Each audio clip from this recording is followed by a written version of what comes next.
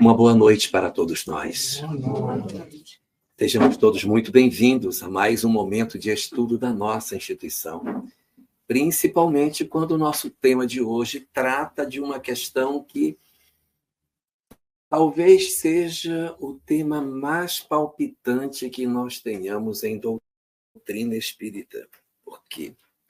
Porque nós, agora... Se tiver algo para você esclarecer. Eu acho que não, assim tá bom. De todo jeito tá bom. Então, assim, né, nós temos em doutrina espírita muitos temas que são interessantes, mas talvez o tema que seja mais interessante da gente estudar e compreender é o tema que hoje a gente tem a oportunidade de conversar, que é sobre família. É muito importante a gente entender como que a doutrina espírita nos apresenta essa proposta do que seja a família, como é essa relação que existe entre os seus integrantes, como é que este processo se estabelece. E a gente vai percebendo que, ao longo do processo evolutivo, as relações entre as criaturas elas vão se estreitando. Tudo faz parte de um longo fenômeno de desenvolvimento das nossas potencialidades. Os peixes, por exemplo, eles, quando se reproduzem, os machos e as fêmeas sobem até as nascentes, ali eles deixam as suas sementes e vão embora. Eles nem têm uma relação direta. Aí os óvulos e os espermatozoides se encontram e formam os alevinos que vão dar origem aos novos peixes. Então, não existe um sentido efetivo de família, de nada. Eles são gerados e as relações entre as crias e os seus pais não têm a estrutura que nós temos hoje nas nossas relações com seres humanos. Quando nós vamos para o período dos répteis, nós já temos uma evolução, porque a fêmea guarda as sementes fecundadas dentro por um período, não é, que depende de cada espécie, mas, por exemplo, a tartaruga, ela agasalha os ovos dentro dela, quando chega uma certa noite, ela sai do rio, entra na praia, cava um buraco, coloca os ovos e vai embora.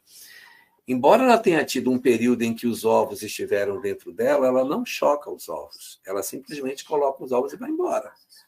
Não tem vínculo com as crias. A tartaruguinha, quando nasce, vê a luz da lua e segue na direção da luz, mergulha na água, seja o rio, seja o mar, e vai embora. Se você vê as aves, já é melhor. Porque as aves, elas chocam os seus ovos e elas alimentam seus filhotes. A galinha, ela vai cuidar dos pintinhos durante o período em que ela está ainda na condição de tutora daquela ninhada. Quando eles crescerem, ela perde o vínculo. Mas é interessante que a gente vai vendo um processo evolutivo nesses seres. Eu vou acabar destruindo isso. Vou botar para cá. Então, aí... Tá bom? Tá ótimo.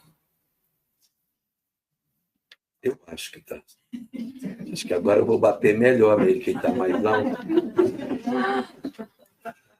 Já os mamíferos é um pouquinho diferente, porque os mamíferos não só cuidam dos filhotes, como dão do próprio corpo alimento para seus filhos. Então, há um processo de crescimento muito interessante. E dentro dos mamíferos, nós temos algumas coisas curiosas. O cavalo, por exemplo, quando nasce, ele se põe de pé e começa a seguir a mãe. O bezerro se coloca de pé e segue, porque não tem jeito, ele tem que sobreviver, e tem que ser assim. Mas e no ser humano? Nós não temos a mínima condição de nos colocarmos de pé e seguirmos as nossas mães. Resultado: nós somos absolutamente dependentes dos nossos pais. Ainda que nós não queiramos ser gratos a eles, alguém nos cuidou. É impossível um ser humano chegar à idade adulta sem que alguém tenha dedicado a ele tempo, cuidados. Alguém deve ter se voltado para esse indivíduo durante a sua infância, sua juventude, para que ele pudesse ter condição de sobrevivência.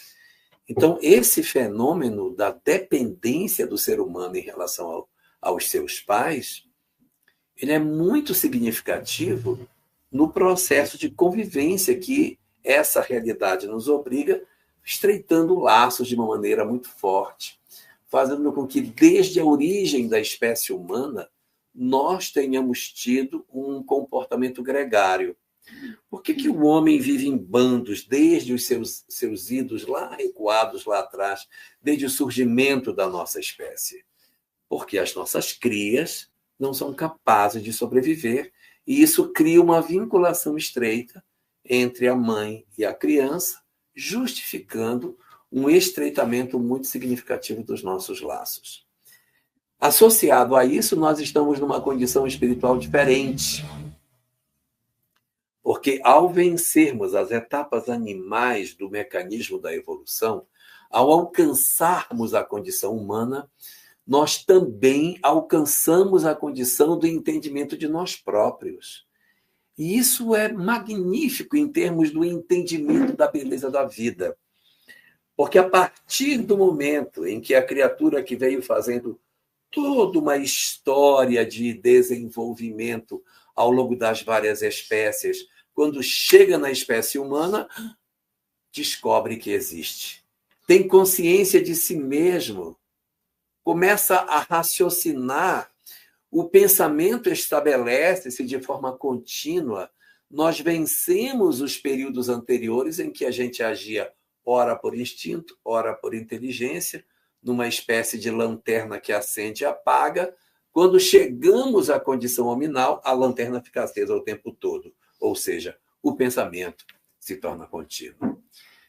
Na medida em que o pensamento se torna contínuo, algo muito importante acontece conosco. Em função da compreensão agora que eu tenho da minha própria existência, em função do entendimento que eu passo a ter sobre as coisas, que eu começo a raciocinar sobre aquilo que me acontece, ocorre um fenômeno que é o nascimento do livre-arbítrio. O nosso livre-arbítrio vai surgir exatamente na condição nominal. O animal ainda está num aprendizado de livre-arbítrio. E é assim, nessa nossa vida gregária, na condição hominal, com a leitura de que somos indivíduos e com a percepção de que temos a liberdade para escolher, que nós começamos uma grande história para as nossas vidas. Porque até o momento em que nós não éramos humanos, nós não conseguíamos entender as consequências morais daquilo que nós fazíamos. E como nós não tínhamos a leitura da consequência moral, não existia para nós aquilo que é chamado de expiação. Só existe expiação a partir do momento em que eu alcanço a condição nominal. A partir do momento que eu tenho livre-arbítrio e que eu compreendo as coisas. Até então, as relações elas são todas provacionais. Nós não temos histórias em função de algo que nós tenhamos feito. Não existe, no dizer da doutrina espírita, remorso de um leão porque ele matou uma zebra.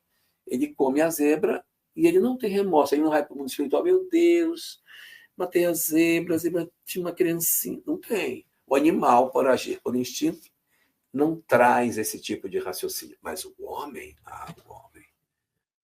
o homem já tem isso de maneira muito clara, porque nesse processo do conviver e com a compreensão do certo e do errado, nós começamos a perceber que existe da nossa parte uma certa predileção por determinados indivíduos que fazem parte da nossa convivência. Nos diz a doutrina espírita que as primeiras histórias que a gente tem quando nasce na Terra como homem, as nossas primeiras vivências como seres humanos, ainda num período inicial da nossa evolução, não existe uma razão mais objetiva para aqueles que compõem o meu grupo familiar. Nós não temos isso.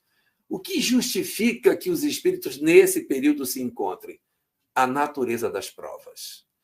O tipo de experiência que esses espíritos vão viver é que faz com que eles desenvolvam em si o sentimento de que eles tenham uma convivência. Olha, vocês vão viver aqui, aqui é o rio, ali é a roça de mandioca, vão pescar aqui. Então, os espíritos que estão nesse padrão, por esse processo evolutivo, vão viver as mesmas histórias. Mas não existe uma amarração rígida, reencarnatória, no porquê que eles estão ali. É um fenômeno que a literatura espírita chama de natureza das provas. O que é a natureza das provas? É uma característica que existe, que os indivíduos experimentam juntos, mas que não necessariamente existe uma razão espiritual para isso. A razão está toda no presente. É como, por exemplo, quando eu vou para o trabalho e eu pego o ônibus 7 horas da manhã, num determinado ponto da cidade, outras pessoas pegam o mesmo ônibus no mesmo horário. Isso não significa que são espíritos de outra encarnação que tiveram uma relação comigo e por isso. Não, é a natureza da prova. Eu tenho uma prova de pegar determinada condução, determinado horário, determinado local. Eles também, a gente se encontra muitas vezes, mas isso não determina que porque eu pego a mesma parada com eles, isso determina, então esse ponto de ônibus aqui estão aqueles que na Revolução Francesa. Não, é uma circunstância apenas do presente. E nas primeiras encarnações que a gente tem, os que compõem a nossa equipe familiar, eles também são oriundos desse fenômeno que é da natureza das provas. Mas, como nós já temos livre-arbítrio, como nós já conseguimos enxergar as pessoas e ter predileções ou rejeições por indivíduos, nós criamos, a partir daí, vínculos. Os nossos vínculos familiares, eles surgiram em função das características que os outros tinham e que, de certa maneira, produziu em nós uma aproximação. Aquilo que em doutrina espírita nós chamamos de laço de afeto. Nós encontramos alguém e passamos a gostar da convivência com este alguém, justificando que, mesmo que tenha sido pela natureza das provas, depois de 40, 50 anos caçando junto, pescando junto, vivendo juntos, nós desenvolvemos afeto por esses indivíduos. Na medida em que um espírito ele desenvolve afeto por alguém, ele tem uma certa predileção pelo encontro com esta criatura. E, no conceito da doutrina espírita, todos aqueles que fazem parte dos nossos laços, isso é o alerta de um laço de afeto.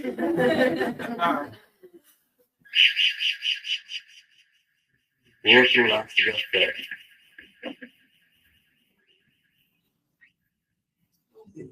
É o carro. Não é carro. É o alarme aqui da casa.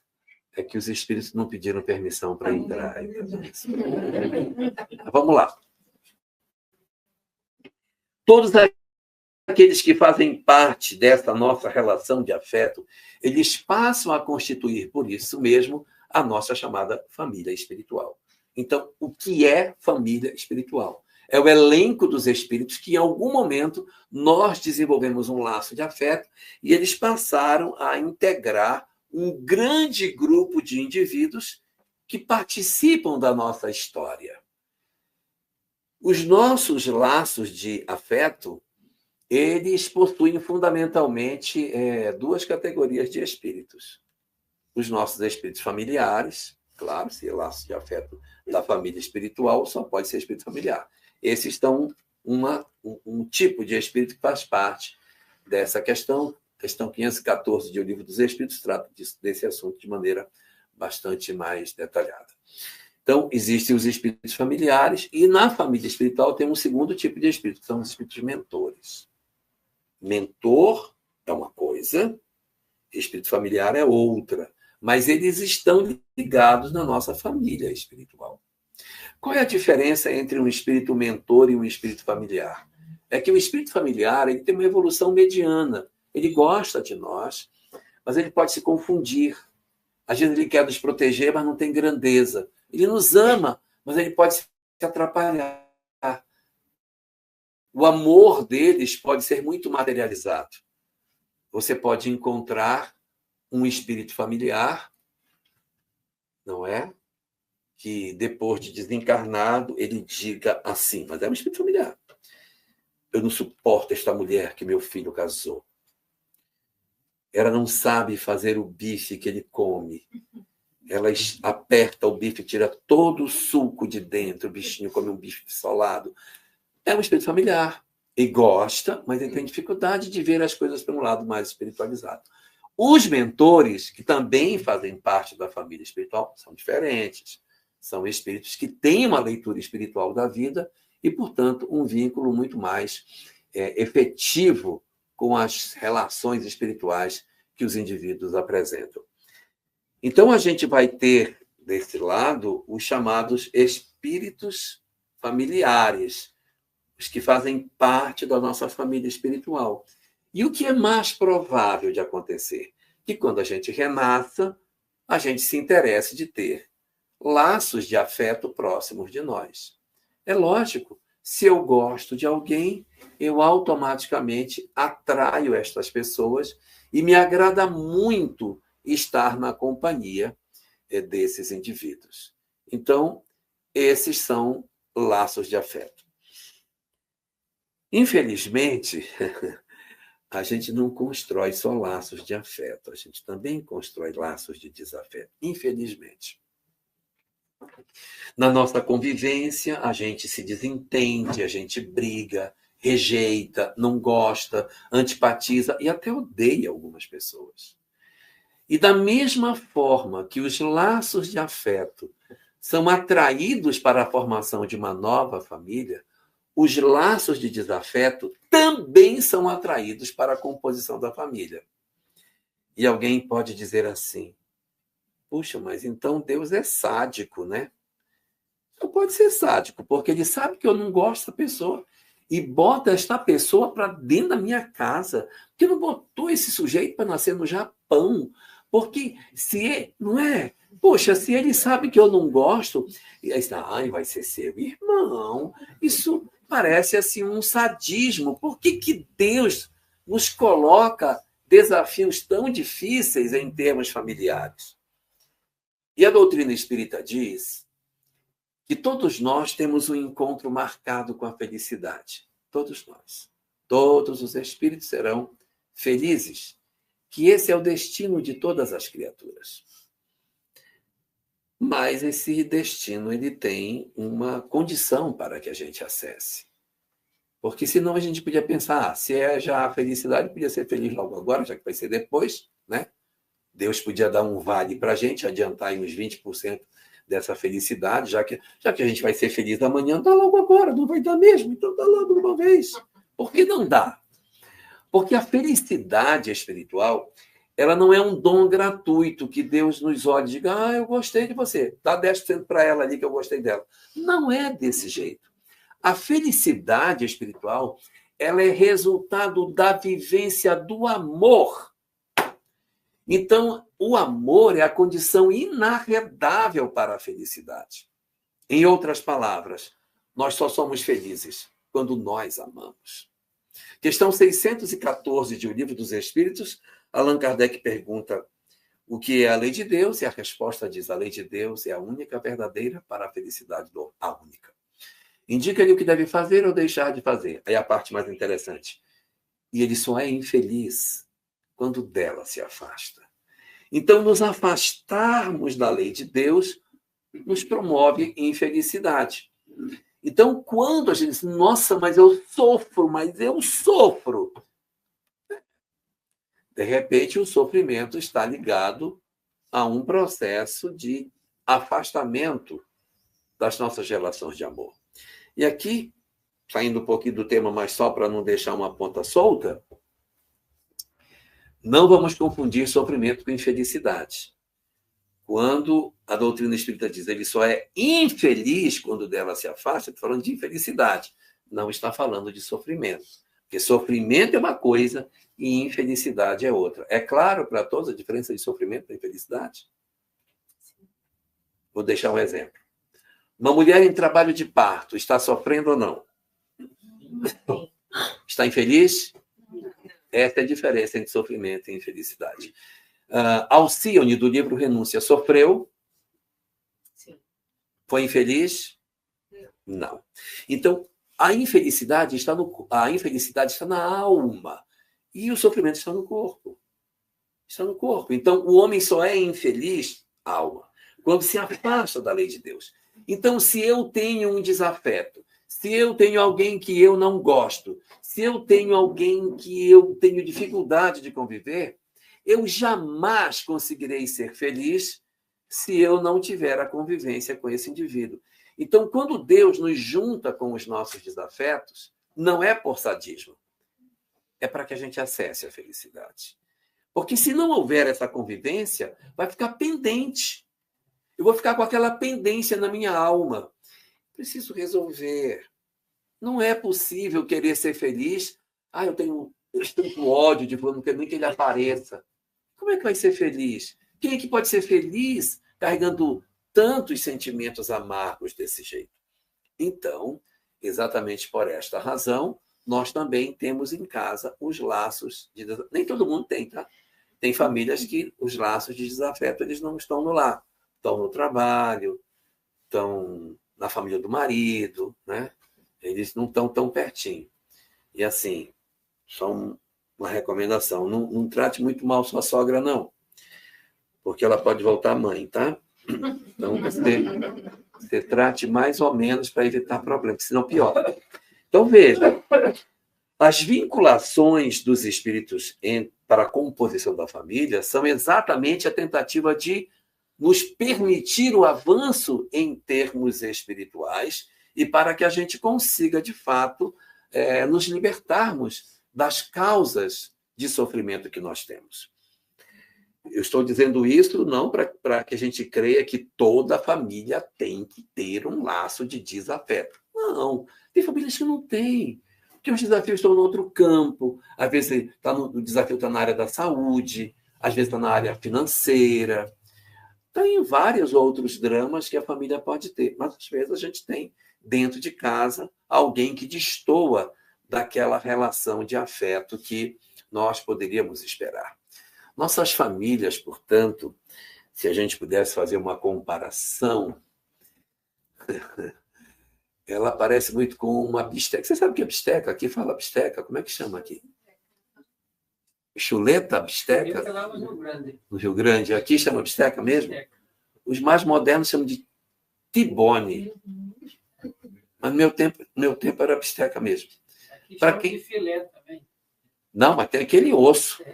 Do meio. Filé com osso. Filé com osso. Filé com osso. Então, filé com osso, bisteca, chuleta e etc. É a mesma coisa. Então, me perdoem os veganos, é um pedaço de carne que tem um osso junto. A nossa família parece com aquilo. Tem um pedacinho de carne, mas tem uma pontinha de osso que vem junto, né? E aí a gente tem que saber lidar com o osso e também com a parte do laço de afeto. Agora, para que pudesse ser viável essa convivência com os laços de afeto, o que fez Deus para facilitar a convivência? Esquecimento do passado. Às vezes as pessoas dizem assim, negócio de reencarnação, eu acho legal, mas eu queria vir saber. Queria vir assim, esquecido. Queria saber tudo. Cara, se for para vir lembrando de tudo, não vem, já fica lá. Porque o objetivo da reencarnação é exatamente o esquecimento, para que você amorteça as memórias e possa conviver com os laços de desafeto, resolvendo as pendências. como que seria o café da manhã de uma família que tem laços de desafeto se as lembranças estivessem todas vivas? Imagine. Se ia sentar na mesa para tomar café, mamãe estava lá no quarto lembrando da senhora. Quando a senhora jogou aquele querosene na minha rede, tocou fogo comigo dentro. E a mãe bem tranquila, fazendo café. Ah, minha filha, mas aquilo ali você sabe, né? Tem a ver com aquela vez que você me jogou no poço, né? Então, como que nós resolveríamos os nossos conflitos se nós tivéssemos memória integral? Então, aí está a misericórdia do Senhor. Eles não se gostam. Ótimo. Precisam se resolver. Porque eles têm que tirar o ressentimento que tem entre eles. Então, vamos permitir que se reencontrem dentro de um mesmo grupo familiar, mas com esquecimento do passado, para que o amortecimento das memórias facilite com que a gente supere determinadas dificuldades que a gente tem. Alguns de nós dizemos assim, eu não sei, eu não consigo abraçar meu pai. Não consigo. Eu não consigo abraçar minha mãe, eu tenho uma dificuldade enorme, às vezes é com o filho. Eu tenho uma dificuldade, não consigo abraçar meu filho ou minha filha. Essas coisas, elas podem, eu disse podem estar relacionadas com laços do passado. Eu disse pode, porque ela pode estar relacionada a laços do presente. E a gente não pode se remeter ao passado se no presente existirem causas que justifiquem determinados fenômenos. Então, vem a doutrina espírita em nosso socorro para nos dizer que as nossas construções familiares, os nossos arranjos familiares, eles são exatamente para permitir que nós consigamos resolver as pendências que a gente tem. E como que a gente resolve isso? Bom, a gente resolve assim, a gente tem uma pessoa que a gente tinha dificuldade, eu tinha um relacionamento com essa pessoa no passado, era um relacionamento ruim, a gente renasceu juntos, amortecida a lembrança. Então, eu vou viver novas experiências com essa pessoa. E mais uma, e mais uma, e mais 10, 15 encarnações vivendo com o desafeto. Depois de tanto tempo vivendo junto, eu não terei só memórias ruins, eu terei memórias melhores. Porque esta pessoa, ela melhorou ao longo do tempo. Não é possível que ela não melhorou. Ela tem que ter melhorado ao longo do tempo. Agora, ao mesmo tempo que ele melhorou, eu também melhorei. Então, a gente, vivendo várias histórias juntas, ele pode ter sido meu assassino numa encarnação. Mas hoje, além dele ser o meu assassino, é verdade, ele já foi a pessoa que me salvou de uma vez que eu estava me afogando no lago, ele foi o cara que uma vez já partiu comida comigo que eu estava precisando, porque a convivência vai permitindo novas histórias, e essas novas histórias elas vão desbotando aquela lembrança única que eu tenho daquela pessoa. Senão, toda vez que eu olhar para ela, eu sei quem é ele é meu assassino. Cadê ele? Não teve nada mais, só teve essa história. Então, a gente precisa de conviver para que essas questões resolvam nas nossas vidas. E quando eu estou dizendo isso, só para tranquilizar aqui as esposas, não quer dizer que a gente vai ter que voltar com o marido de novo na mesma posição, tá? A gente pode até voltar com esse marido, mas ele pode ser filho, ele pode ser um neto. Ele não precisa ser obrigatoriamente ter a mesma posição dentro do meu grupo familiar. Não vai reencontrar, mas ele vem filho. Neto, que é filho com açúcar, né? Aí você põe no colo, esse menino tão danadinho, mas eu gosto dele. É o antigo marido do ontem. Com uma observação muito importante. Nos laços de desafeto, eles podem ser classificados em duas naturezas de laço de desafeto. Existem os laços de desafeto da mágoa e existem os laços de desafeto do ódio. Qual é a diferença entre os dois? A mágoa, desculpa, talvez alguém não goste do que eu vou dizer, mas a gente só tem mágoa de quem ama. E o ódio não. O que é a mágoa? A mágoa é uma frustração diante de alguém que deveria ter me entregado algo que não me entregou. E eu me decepcionei com você. Como que você fez isso? Então eu fico com uma mágoa. Mas se eu estou magoado com alguém, é porque eu amo. Não existe mágoa onde não tem amor. A mágoa é o amor que adoeceu. Então, essas mágoas, quando vem o período do renascimento e que as memórias são amortecidas para renascer, tem uma chance muito grande de você, vivendo uma nova história com alguém com quem você já teve uma história no ontem que está magoado hoje, você conseguir enxergar, se apaixonar de novo e até casar com essa pessoa novamente. É plenamente possível. Mas ele pode vir como filho, como neto, como irmão, como pai, sei lá. Existem vários arranjos. No livro Nosso Lar, nós encontramos ali a história da mãe de André Luiz, que vai renascer mãe do próprio marido, que vai vir junto com outras moças que eram vinculadas a ele sexualmente e que ela vai abrigá-las todas como filhas. Vão vir todos sequelados, né? Mas ela vai recepcionar esse grupo na condição de mãe amorosa. Então, você vê, não necessariamente a criatura volta na mesma posição. Então, pode ser mágoa e pode ser ódio. Se houver ódio, não dá para casar, né, gente? Como é que eu vou casar com uma pessoa que tem um ódio? Não cabe. Se existe ódio, não cabe casamento. Então, se você teve um relacionamento com alguém e tem um ódio dessa pessoa, e não é mágoa, havendo um novo encontro, não vai ter casamento. Aí naquele caso de André Luiz, ela veio para casar com ele para ele retificar o erro passado. Pois é. Mas é sempre assim. Quer dizer, ela não sofria, mas ele... É a dificuldade que a gente tem para tentar resolver na existência que a vida nos oferece. Então, o que vai acontecer? Eu vou encontrar com alguém que é meu laço de desafeto e que é um inimigo, não vai ser marido. Vai ser alguma outra coisa. Marido não dá para ser. Tem que ser outra coisa. Porque não vai ter aquela atração. Imagine que você tem uma pessoa, que Deus o livre, assassinou você numa outra existência. Um ódio terrível desta pessoa. Não, agora nessa encarnação vai ser seu marido. Não tem como, colega. Vai ser meu irmão, meu filho, sei lá, para eu desenvolver um laço de afeto com ele. Porque eu preciso. Não é só ele que precisa. Eu preciso também. Então, a gente vai ter, no nosso grupo familiar, essa composição, que são laços de desafeto de um lado e laços de afeto do outro. Nós também temos na nossa família, evidentemente, os nossos laços de afeto. Não dá para imaginar que você tenha uma família só com desafeto. Não é possível que você não tenha tido ninguém que seja laço de afeto. Então, a gente constrói as nossas famílias dentro dessa realidade. E o objetivo é exatamente tratar essas questões.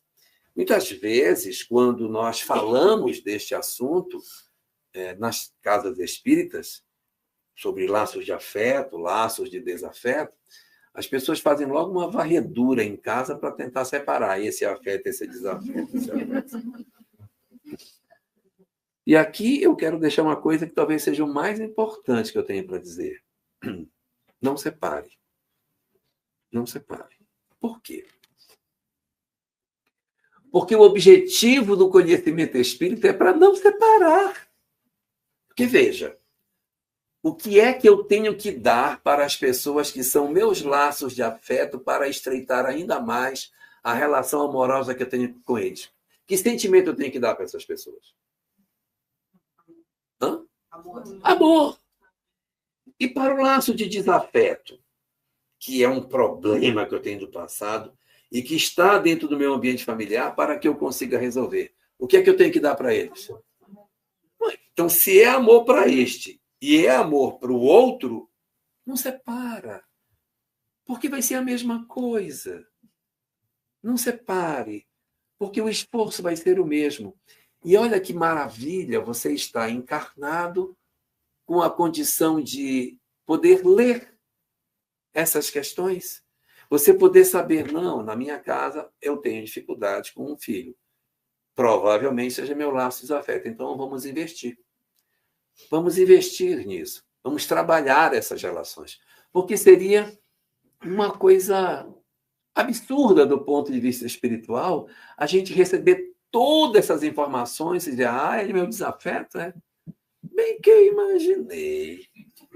Então, agora ele vai ver o que eu vou fazer com ele. É por isso que eu não gosto dele. Isso, na minha terra, chama-se burrice espiritual, que é você estar de posse do conhecimento espiritual e fazer tudo errado. Não faz o menor sentido eu estar iluminado pelo conhecimento espiritual e lançar mão deste saber para destruir a felicidade doméstica que nós podemos ter. Então, a proposta que a doutrina espírita tem para nós é que a gente procure, tanto quanto seja possível, resolver os conflitos familiares. Veja que é tanto quanto seja possível. O nosso objetivo em família é que nós consigamos nos resolver espiritualmente. O nosso papel não é resolver o outro, porque quem resolve o outro é o outro. Eu não tenho governança sobre a vida do outro. Eu só tenho governança sobre mim mesmo.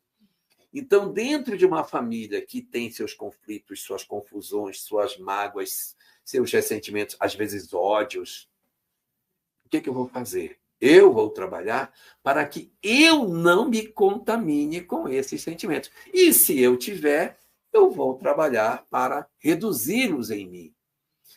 Mas o esforço é eu na direção do outro, não fazendo sentido eu me desesperar porque o outro não envereda pelo caminho que eu gostaria que ele enveredasse. Nós só temos responsabilidades diretas sobre as nossas responsabilidades mesmo, e não sobre a dos outros. Nesse caso aí, o elemento que tem o dom do perdão e do amor é mais fácil para ele.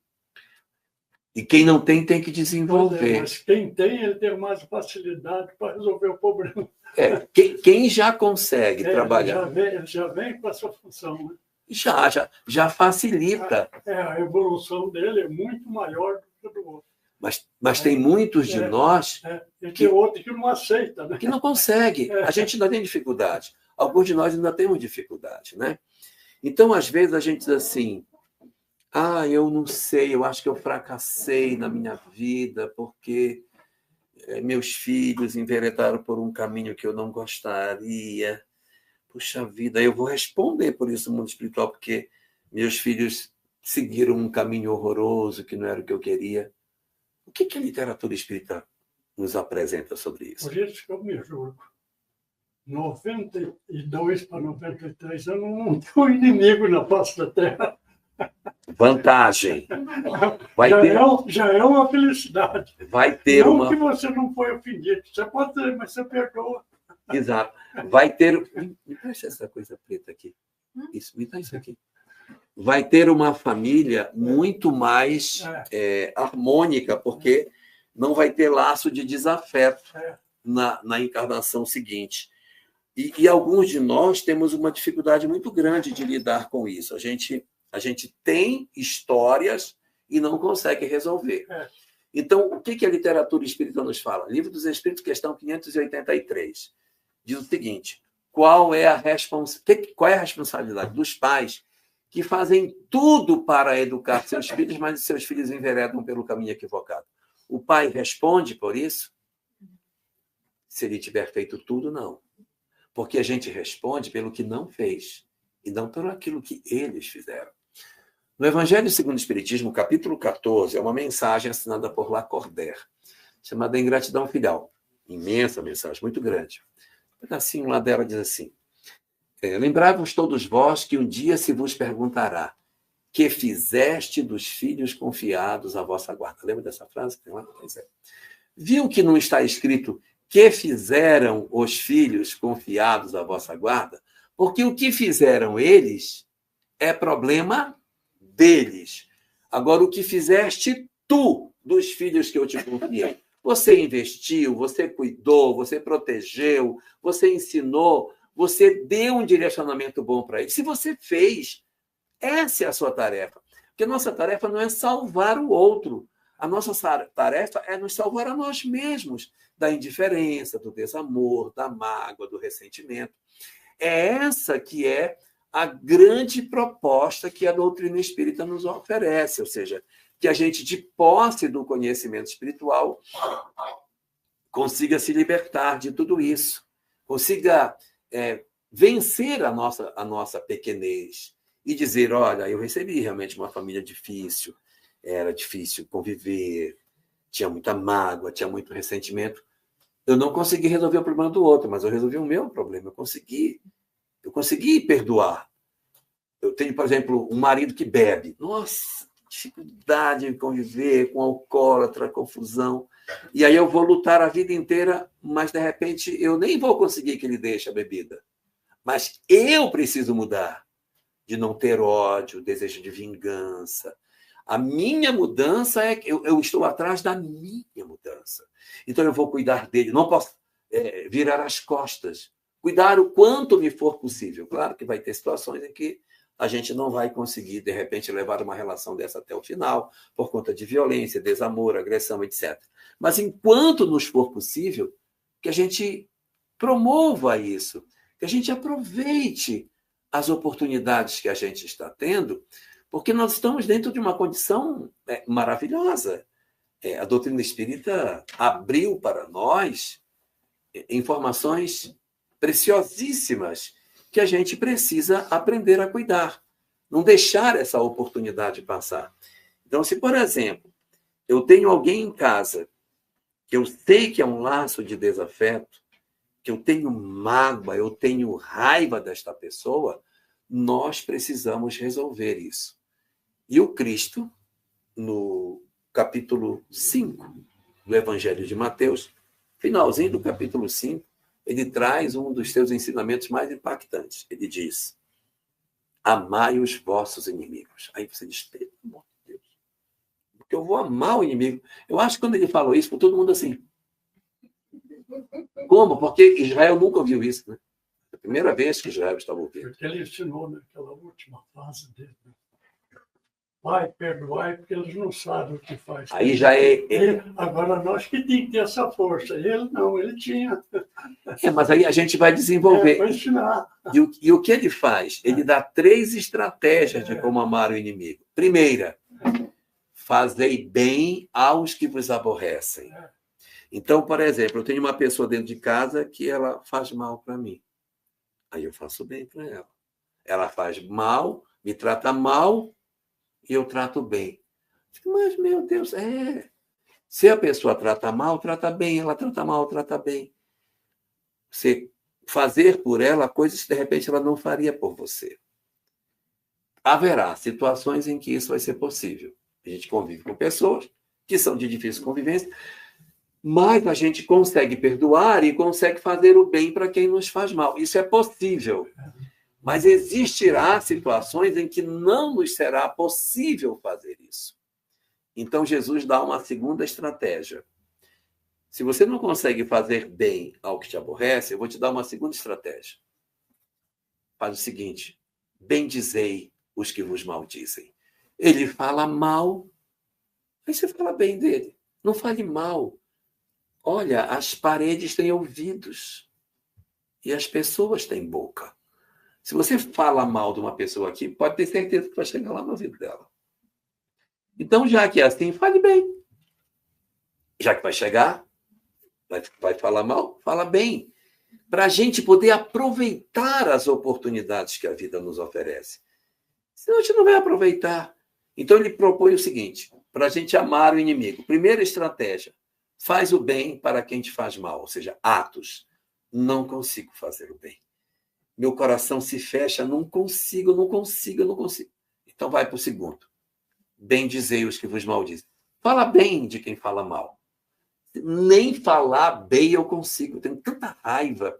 Eu não consigo nem elogiar, eu não consigo ver nada de bom. Eu não consigo. Então, se não dá a segunda, vai para a terceira. Orai pelos que vos perseguem e vos caluniam. Eu tenho uma frase comigo que eu sempre aconselho aos outros. O cara me roubou um dinheiro, levou. Sim. Vai aproveitar, já levou mesmo. Já levou. Para que eu ficar com raiva? Já levou, aproveita. Precisa ter muita força para fazer isso. Mas isso é uma questão de treino, de disciplina, porque se a gente cair naquele quadro de tudo que faz eu reclamo, tudo que faz eu me chateio, em casa eu reclamo de todo mundo, eu automaticamente me vicio em reclamar. Tem gente que tem hábito de reclamar. Olha o arroz, vai fazer um arroz que preste. Olha essa comida, que horrível. Você olha o tomate que ela comprou, meu Deus, o tomate de um lado bom, do lado podre, parece que não consigo nem virar o tomate. Que ridícula. Você é muito feia. Você não se arruma. Homem nenhum vai querer casar com você, você é horrorosa. Então, tem pessoas que têm isso no seu cotidiano, reclamando. E aí cria um vício na alma. Então, tem que fazer o esforço para se libertar disso. E olha as propostas de Jesus. Fazei bem aos que vos aborrecem, bendizei aos que vos maldizem, orai pelos que vos perseguem e caluniam. A oração não precisa falar e também não precisa fazer. É só orar. Parece fácil. Experimente orar por uma pessoa que você não gosta. É muito ruim, gente. Porque você diz assim, Senhor, proteja aquela pessoa. Aquela pessoa que me fez tanto mal, não merece. É difícil orar quando a gente não gosta, mas é um exercício que a gente precisa fazer para que a gente vença isso. Então, é a oportunidade que a gente tem que ter. Por quê?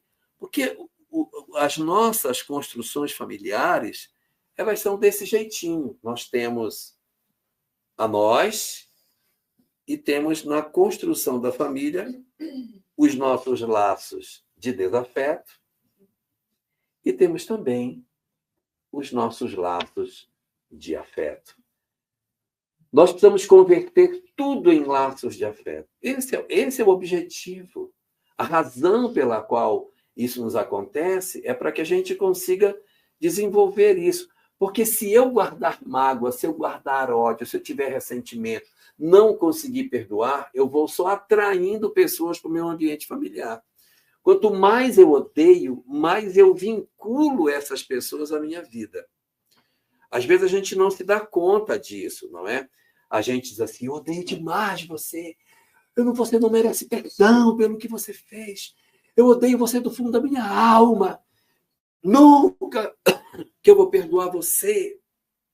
Quando nós dizemos isso, a gente está falando em português.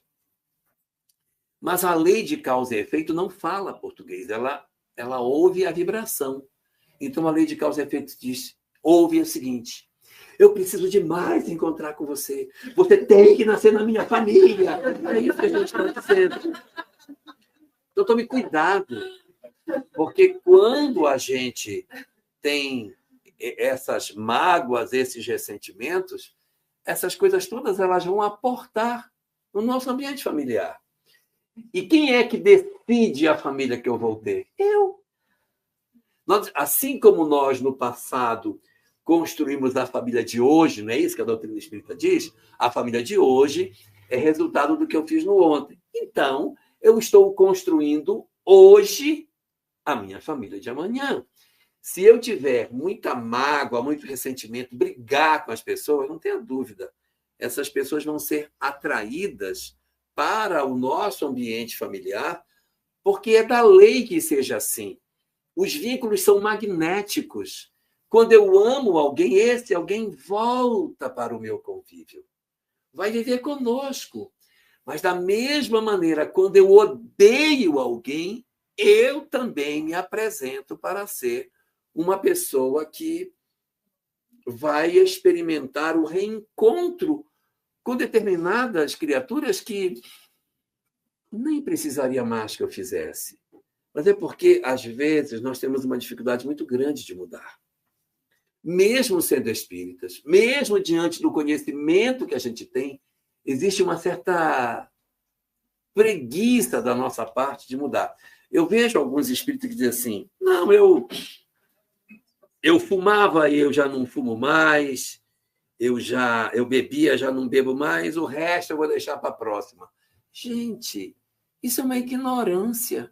Você não sabe nem onde vai renascer, não sabe nem se vai ser espírita. Então, se você está agora, aproveita. Porque quando a gente não aproveita as oportunidades que a vida dá para a gente, nós parecemos com um bichinho preguiça, sabe? Que tem uma possibilidade enorme de se transformar, tem uma possibilidade grande de fazer uma mudança significativa da vida, mas não faz. Está dentro de uma família, enxerga os laços, percebe que é possível fazer e não faz. Às vezes, é muito difícil perdoar alguém, porque as mágoas são muito profundas, as feridas são muito grandes. E a gente vai ter dificuldade para resolver. Se não tem jeito de resolver, porque a ferida ficou muito marcada, a reencarnação vai nos ajudar nisso. A gente vai reencarnar, vem o esquecimento do passado, esse que hoje é um desafeto certamente volta para estar conosco, mas se eu tenho alguém que é um laço de desafeto, analise se você está fazendo tudo que pode. Vale a pena, sabe?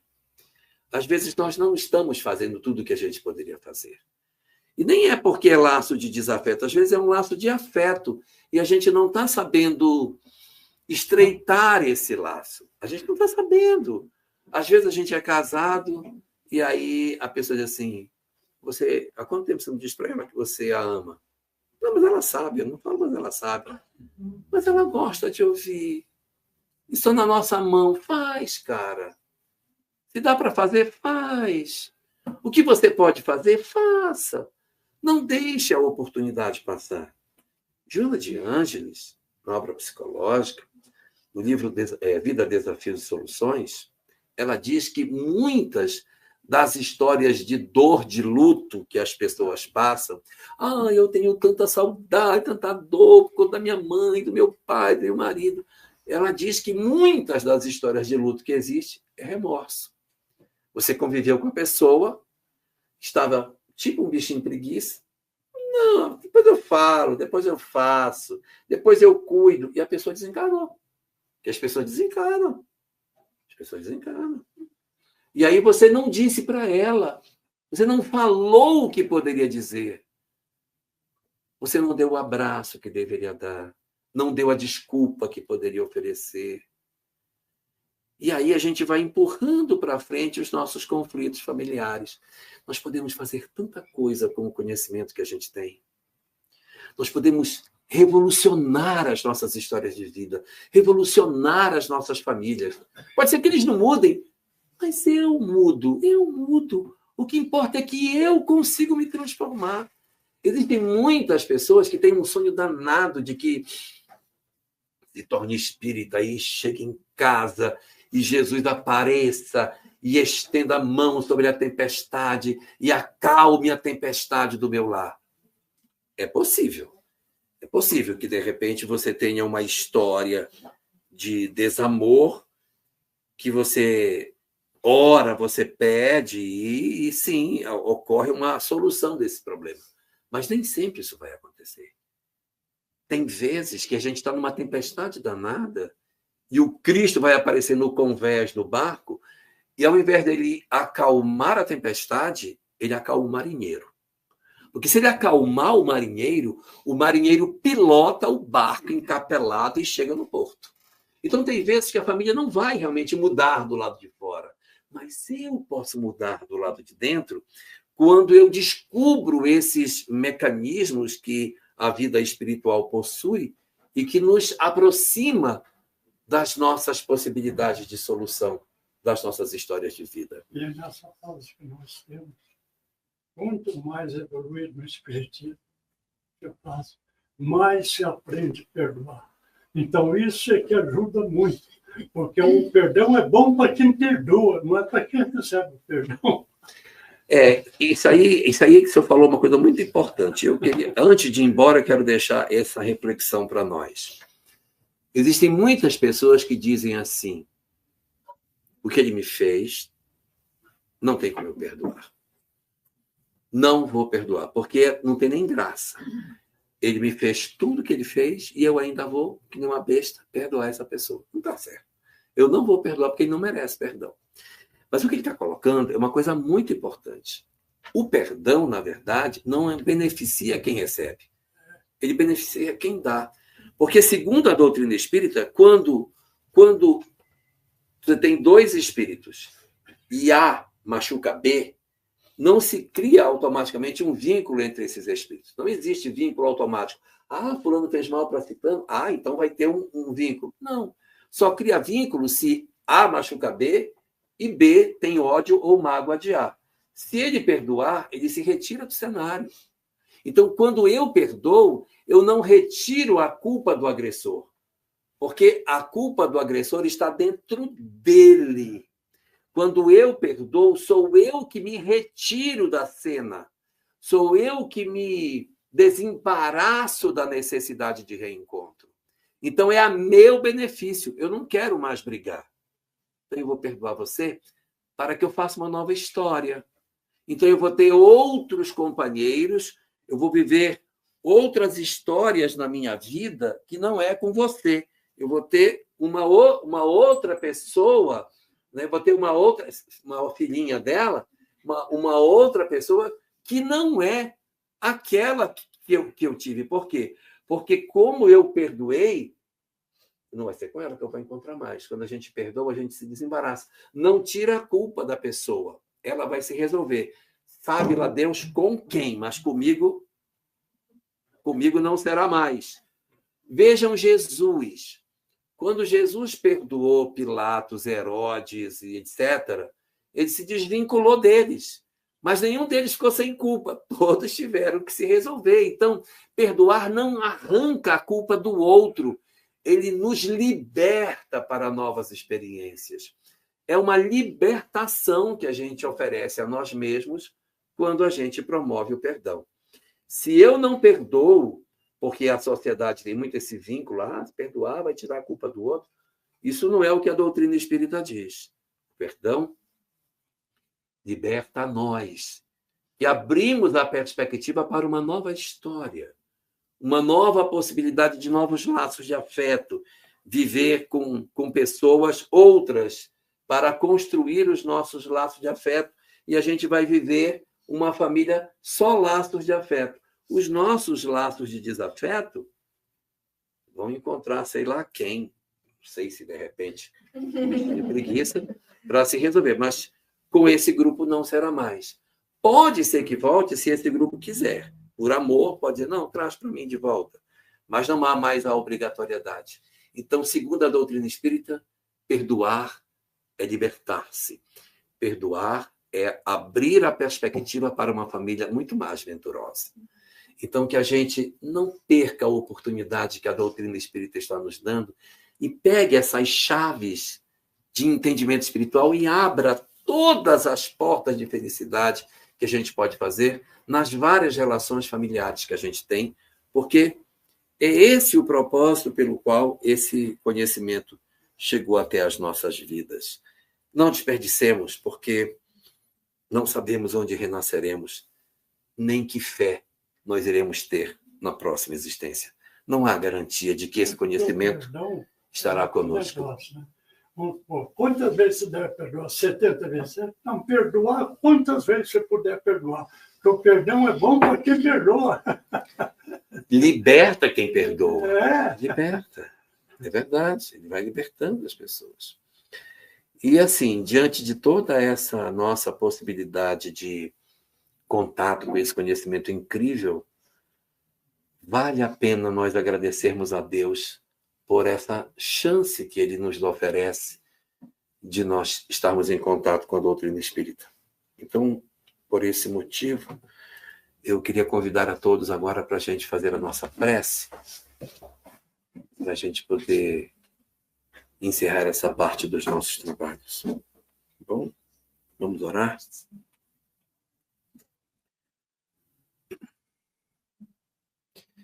Divino Senhor das nossas vidas, estende a tua misericórdia sobre os nossos lares, Senhor, derramando paz e harmonia em todos os cômodos que compõem a nossa casa, o lar que tu nos ofereceste para esta existência.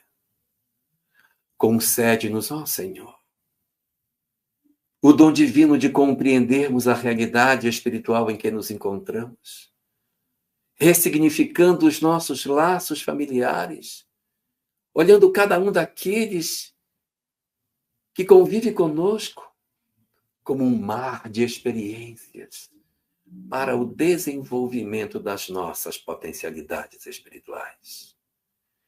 Por isso te pedimos, pelos nossos doentes físicos e doentes psíquicos, que habitam dentro da mesma casa que nós, que os espíritos que atuam nesta casa possam promover o socorro, derramando bênçãos de saúde física e espiritual aos diversos companheiros que compõem a nossa equipe doméstica. Estende este socorro para as entidades espirituais que ali se encontram e que, de alguma forma, ainda se agasalham nas nossas residências, pelas energias que nós mantemos nos nossos laços de desafeto. Deixa, Senhor da vida, com que as luzes da tua misericórdia penetrem o coração de cada um daqueles que ali se encontram, fortalecendo-os para os propósitos da vida e auxiliando-os para uma recomposição emocional na leitura espiritual da vida. Mas nós te pedimos por nós também, Senhor. Não apenas por eles, mas por nós outros que não estamos conseguindo entregar todo o amor que nos seria possível viver. Abre as comportas das nossas almas e nos permite perceber a felicidade que está reservada a cada um de nós quando nós vencermos a mágoa e o desamor. Quando nós nos dedicarmos verdadeiramente a cicatrizarmos as nossas feridas e a rompermos com a mesquinhez da leitura terrena da vida, enxergando as nossas existências como a oportunidade sagrada de nos libertarmos espiritualmente. Dá, Senhor, a cada um de nós na noite de hoje um encontro muito especial com os nossos espíritos benfeitores, com os nossos mentores, para que eles aclarem diante dos nossos olhos as nossas responsabilidades, as nossas histórias mal terminadas, as nossas relações mal conduzidas, as nossas condutas mal organizadas, a fim de despertemos diante disso, para que façamos uma nova história. Mas não deixa, Senhor, de nos abençoar com a tua misericórdia, para que a culpa, o sentimento de remorso não nos corroa a alma, mas nos ensina a perceber que tu és amor e que tu não desejas nos punir, mas para que aprendamos verdadeiramente a amar, para sermos felizes. Derrama o teu amor sobre os nossos corações cansados de tanta dor e nos ensina a perceber a extensão da tua imensa misericórdia que nos trouxe até aqui, para que recebêssemos o lenitivo do conhecimento espírita e colocasse bálsamo nas nossas feridas. Senhor, nós sabemos que tu não nos julgas e não nos condenas, porque sabemos que tua lei está dentro de nós e ela agirá. Mas sabemos da tua misericórdia e da imensidão da paz que tu reservas aos corações que te servem. É por todos esses conhecimentos que tu nos dás que nós te rendemos graças e te pedimos que nos abençoes, para que saibamos verdadeiramente aproveitar as oportunidades da vida e sairmos desta existência extremamente mais felizes do que aquilo que aqui chegamos. Que o teu amor cubra as nossas almas com as tuas bênçãos e que a tua paz faça morada nos nossos corações. Deixa eu dar uma boa noite para o pessoal da internet. Uma boa noite para vocês e muita paz para todos nós. Deus abençoe a todos.